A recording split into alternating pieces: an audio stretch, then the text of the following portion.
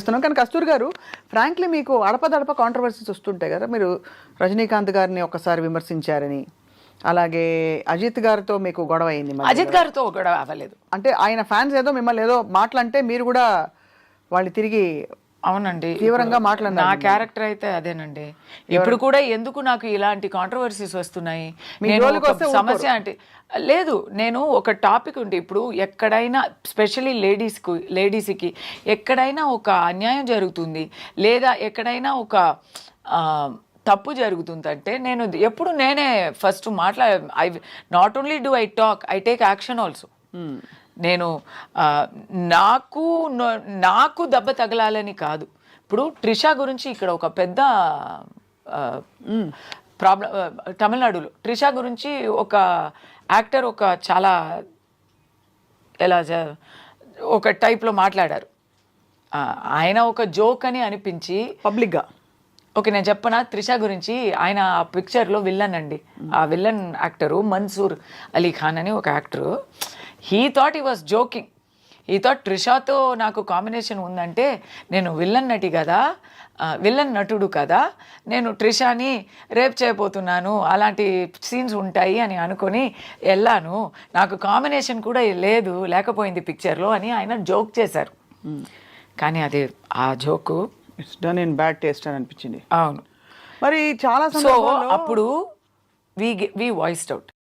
ఒక సందర్భంలో సేమ్ త్రిష, ఇప్పుడు నాకు కాంట్రవర్సీ అని అనుకోకండి, అందరికీ వస్తాయి. ఏం చెప్పకుండా ఉంటే కూడా వస్తాయి. ఎక్కడో ఒక మూలలో తను పని చూసుకొని అక్కడ ఏదో చేస్తున్న త్రిష గారికి ఎవరో ఒక పొలిటికల్ లీడరు రిసార్ట్లో మేమందరూ ఉన్నప్పుడు వీళ్ళందరూ ట్రిషానే అడిగారు కదా, ట్రిషానే పిలిపించారు కదా అనేసారు. దీంట్లో ట్రిషా తప్పేముంది?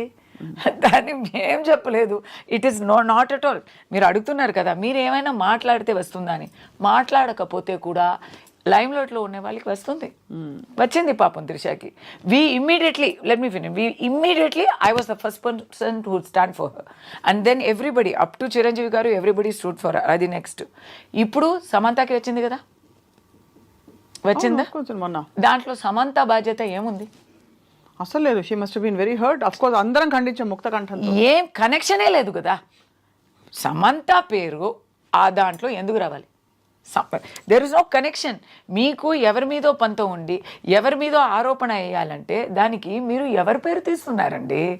అది so everybody said that is wrong. So అలాంటి కాంట్రవర్సీస్ నేను ఇమీడియట్లీ మాట్లాడుతున్నాను కాబట్టి నాకు ఎక్కువ వస్తాయి. ఇప్పుడు నేను రూలింగ్ పార్టీకి విపక్షంగా మాట్లాడుతుంటే నాకు రావా? ఎన్నో వచ్చాయి ఆల్రెడీ, మీకు తెలియలేదు.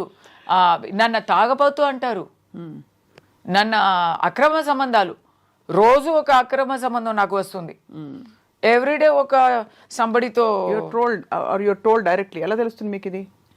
నా సోషల్ మీడియాలో అంతా వచ్చి రాస్తారు. ఈ రోజు వచ్చి ఒక పొలిటికల్ లీడర్ బర్త్డే, ఈరోజు 8th నవంబర్. ఆయనతో నేను ఒక 2-3 years ముందు బర్త్డేకి కలిసి ఒక ఫోటో తీసుకున్నాను. ఆ ఫోటోని పెట్టి ఈ రోజు వరకు ఏమో నాకు ఇంకా పెళ్లి చేయించలేదు అంతే. ఆల్ సార్ట్స్ ఆఫ్ దాని గురించి వీళ్ళందరూ ఒక అజెండాతో మమ్మల్ని ఇలాంటి చేస్తుంటే I don't care about it. నా క్యారెక్టర్కి రంగు తక్కువ అని చెప్పి డైరెక్టర్ శంకర్ గారు, భారతీ రాజా గారు ఇదంతా వదిలేయండి. ఇదంతా ఎందుకంటే ఇవన్నీ కరెంట్ ఇష్యూస్. ఇంకా తెలుగులోకి రాలేదు కానీ మీరు తెలుగు వారి సపోర్ట్ అడిగారు కస్తూరి గారు. తెలుగు నాట కూడా పెద్ద పెద్ద అగ్ర హీరోలు ఆడపిల్ల స్టేజ్ మీద పక్కనుంటే కనీసం ఏదో ఒకటి కడుపు చేయకపోతే జనం ఊరుకోరు అనే సినిమాలో ఉంటే ఒక ముద్దో పెట్టో కడుపు చేసో అని అలాంటి అంటే ఒక తీవ్రమైన comments so many people have said are you going to fight everybody అని అడుగుతున్నాను. I'm not asking you to comment on them because you have been part of the MeToo movement. Yes, MeToo మూవ్మెంట్లో మీరు గణమెత్తి చెప్పారు.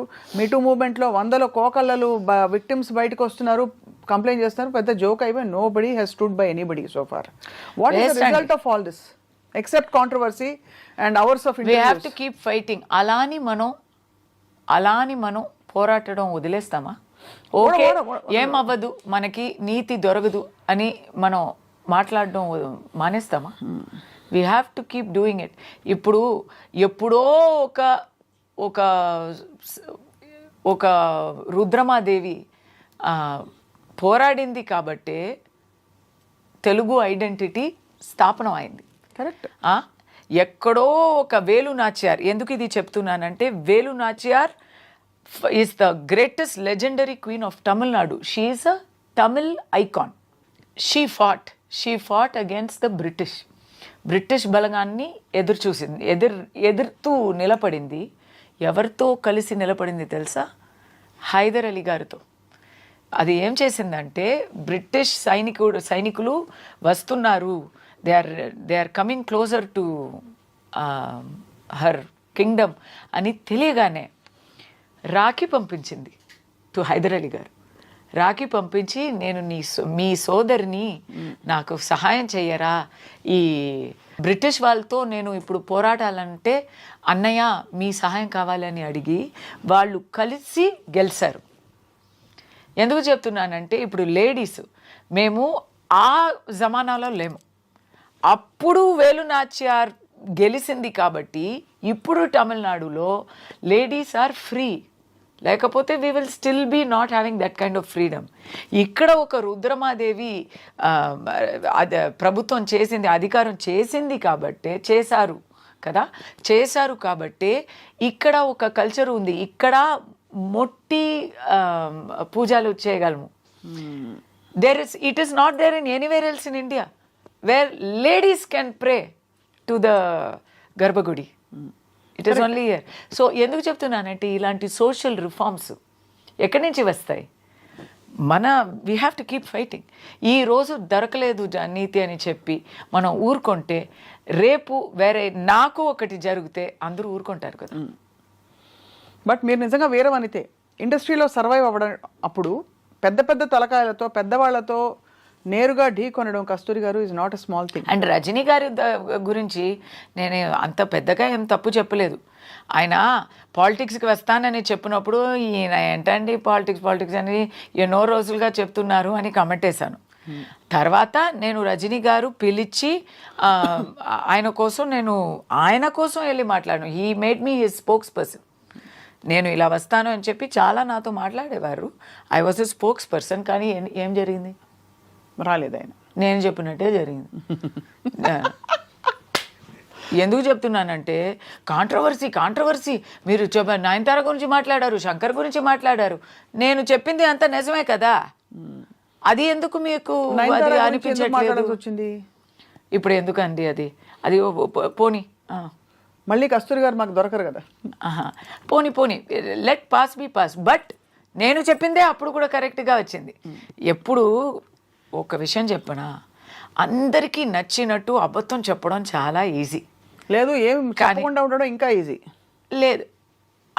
ఇప్పుడు అబద్ధం చెప్పడం కన్నా ఊరుకోవడం ఇంకా దారుణం, ఇంకా బీభత్సం అనేది నా ఆలోచన. బట్ ఎందుకు ఏదో ఒక అరాచకం జరుగుతుంది, ఒక అన్యాయం జరుగుతుంది మా కళ్ళు ముందే అంటే అది చూడనట్టు అలా వెళ్ళిపోతే అది అరాచకం జరిగినప్పుడు మాట్లాడాలి. కరెక్ట్ కస్తూరి గారు. బట్ అదర్వైజ్ జనరల్ గా జరిగే విషయాలు, అనేక విషయాలు విచ్ డజంట్ రియలీ ఇంపాక్ట్.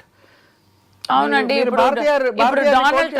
ఇప్పుడు డొనాల్డ్ ట్రంప్ గెలిచారు, దానికి కూడా మాట్లాడాను. అది అవసరం లేదు. అలా చూస్తే మాట్లాడమే అవసరం లేదు, ఎవరికి మాట్లాడడం అవసరం లేదు. ఇప్పుడు అందరూ ఇన్స్టాలో ఉన్నాము, ఇన్స్టాలో ఫొటోస్ పెడుతున్నారు, అందరూ పెడుతున్నారు. అవసరమా? ఖచ్చితంగా సమాజానికి, సోషల్ రిఫార్మ్కి అలా we never know where it will become. అదే what will become. But you should voice out. You like to express yourself. కాదు, దాని మాత్రం కాదు. ఇప్పుడు నేను ఈ రోజు ఫోటో పెట్టలేదంటే మర్చిపోతారు కదా. They will ask. We have to be in contact with our people, with our world. మీకు ఇప్పుడు నేను లాస్ట్ 1 వీక్గా ఏం చెప్పలేదు. I also don't daily photo పెట్టి డైలీ సెల్ఫీ కమెంట్స్ అలా నేను చెప్పలేదు. I never do. But you want to be directly engaged with the people. But I only comment on things that affect me. Something strong ఉంటే నేను క్రికెట్లో ఇప్పుడు New Zealand India series అయింది, దాని గురించి నేను కామెంట్ కూడా చేయలేదు. ఎందుకంటే అంత వర్స్ట్గా ఉండింది. So I didn't even feel like typing. so do you have ఎందుకు మాట్లాడుతున్నావు, మాట్లాడక ఊరుకుంటే బెటర్ కాదా అని చెప్తే, మాట్లాడుకుంటే ఇప్పుడు వరకు జరిగిన రిఫార్మ్స్ ఏవి జరిగేవి కాదు. సో అయితే మాట నుంచి వచ్చిన మాట నుంచి తప్పులు వచ్చినా పర్లేదు, మాట నుంచి సమస్యలు వచ్చినా పర్లేదు, కానీ మూకగా మాత్రం ఉండకూడదు. అంతే, ఉండకూడదు. ఎందుకంటే అప్పుడు ఏం చెప్తారు తెలుసా, నువ్వు అప్పుడు మాట్లాడలేదు, ఇప్పుడు మాట్లాడలేదు, అప్పుడు మాట్లాడలేదు, అప్పుడు అంతా ఊరుకొని ఇప్పుడు నీకు వచ్చినప్పుడు మాత్రం మాట్లాడుతున్నావా అంటారు. కాబట్టి వెల్ వ్యాలిడ్. అంటే నేను విమర్శాత్మకంగా అడగలేదు కస్తూరి గారు. I really wanted to understand. మీరు తరచుగా యువర్ కోటింగ్ కాంట్రవర్సీ అని. ఉదాహరణకి మీరు అన్నది పాయింట్ 100% రైట్.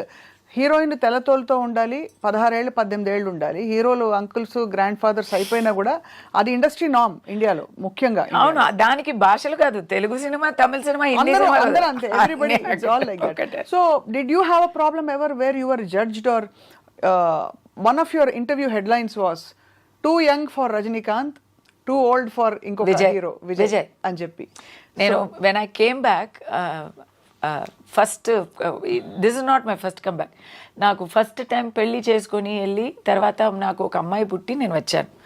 అప్పుడు కాలా పిక్చర్కి నన్ను హీ వాంట్స్ టు కాస్ట్ మీ, ఏమేమో ట్రై చేస్తున్నారు, బట్ ఆ క్యారెక్టర్ ఈశ్వరీరావు గారు చేశారు. ఈశ్వరీరావు గారు కొంచెం ఫిట్ అయ్యారు. నేను ఇప్పుడే ఇలా ఉన్నానంటే అప్పుడు 10 years ముందు కదా. So it was not working out for him. And mister Ranjith the director wanted to cast me so badly. He is saying, నువ్వు ఇలా ఉన్నావే అమ్మా, can you please gain weight within 15 days అంటే నేను ఏం చేస్తానండి. సో అక్కడ ఎందుకంటే ఆ క్యారెక్టర్ అయితే రజనీకాంత్ పక్కన as his wife, as the mother of 3 grown up adult children. And they are also well grown up. They are not teenagers. And he's a tata. He's a మనవాళ్ళు ఉన్నారు, మనవరాలు ఉన్నారు. సో ఆ క్యారెక్టర్కి నేను ఫిట్ అవ్వలేదు. కానీ విజయ్ అంటే, అయ్యో విజయ్ మీరు సీనియర్ కదా విజయ్కి నాకు సేమ్ ఏజే, బట్ మీరు సీనియర్ కదా విజయ్కి అని చెప్పి అక్కడ అలా అవుతుంది. ఇలాంటి తిరుశంకు స్వర్గాలు ఉంటాయి.